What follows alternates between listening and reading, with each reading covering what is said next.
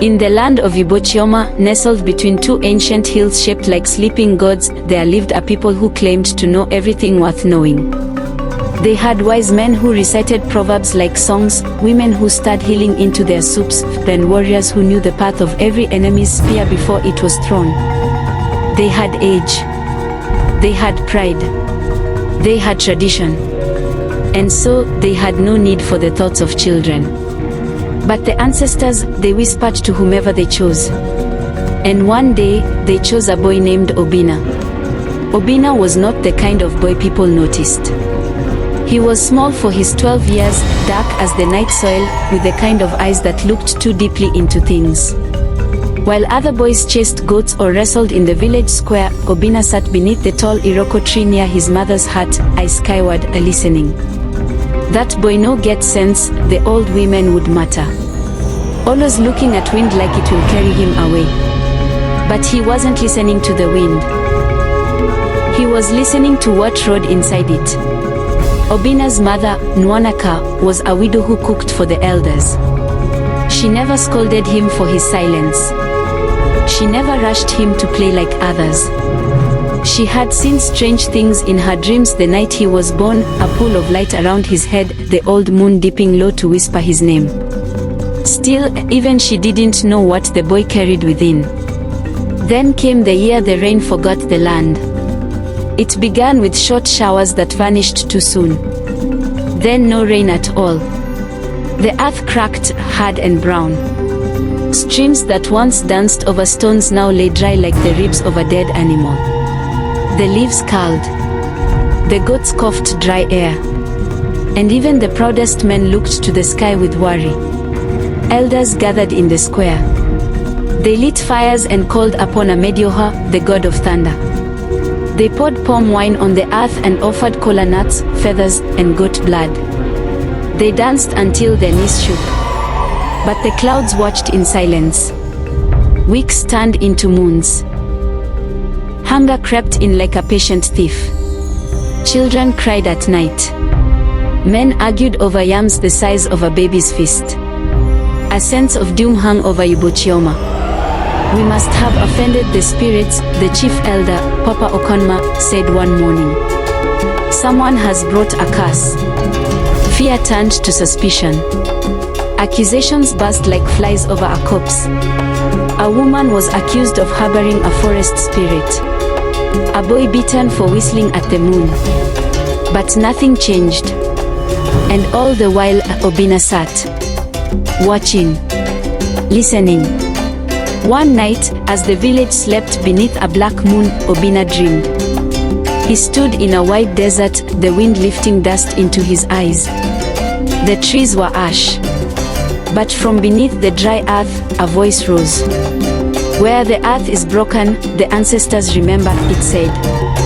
"Dig where the world forgets." He woke up with his heart thudding like a talking drum. At first light, he went to the elders. They were seated in the judgment square, wearing their red caps and holding their carved staffs. Obina approached barefoot, his hands trembling but his voice steady. "The ancestors have shown me the way," he said. The elders turned slowly, surprise on their faces. "I saw it in a dream. There is water in the broken place, beyond the forest path where the earth is cracked. If we dig." They burst into laughter. One elder slapped his knee. Another covered his mouth to keep his teeth in. "You? A boy with no beard. You want to lead us? Maybe we should ask the chickens for advice too." Obina lowered his eyes. "You don't have to believe me. I will go alone." At dawn, Obina walked. Past the fields of dying yam. Past the dry riverbed where fish bones gleamed. Past the shrine stone where the ancestors were once honored. He walked until the trees thinned and the grass turned brittle. There, beyond the village's forgotten edge, the ground opened in long, ugly cracks. The place felt quiet, not empty, but waiting. Obina knelt and began to dig. He had no tools. Only his hands. The ground tore his skin. Blisters wept blood. But he dug. And all the while a voice inside him said, "Deeper. They are close." By midday, his body shook with exhaustion. But then his fingers struck stone. Flat. Cold. Carved with strange symbols. He brushed away the dust. A faint hum rose like something alive. Then the stone moved. Water burst upward, not in a slow trickle, but in a loud, gushing roar. It sprayed into the sky and came down like rain. Obinna fell back, laughing and crying at once. He had found it. The sleeping mouth of the ancestors. People saw the sky darken with mist and ran toward the place. They saw the boy, soaked, standing beside the spring. Water poured from the cracked ground, cutting a stream through the dust. Children dipped their hands in. Old women bathed their faces. Men tasted and knelt. The elders arrived last. They stared at the boy, at the water, at each other. And for the first time in their long lives, they had no words. The villagers named the spring Fianchita, the river of remembering. They built a shrine there with palm fronds and white stones. The well never ran dry again, even when the sun burned its brightest. Crops grew. Streams returned. The people thrived. But Obinna, he returned to his tree. He never asked for praise. Never claimed the miracle as his. He just listened. Sometimes he would smile suddenly, as if hearing a joke no one else could. The village stopped calling him strange. They started calling him NwNchwama, the child of deep knowing. Years passed. Obinna grew taller, but his ways remained the same. He still sat alone.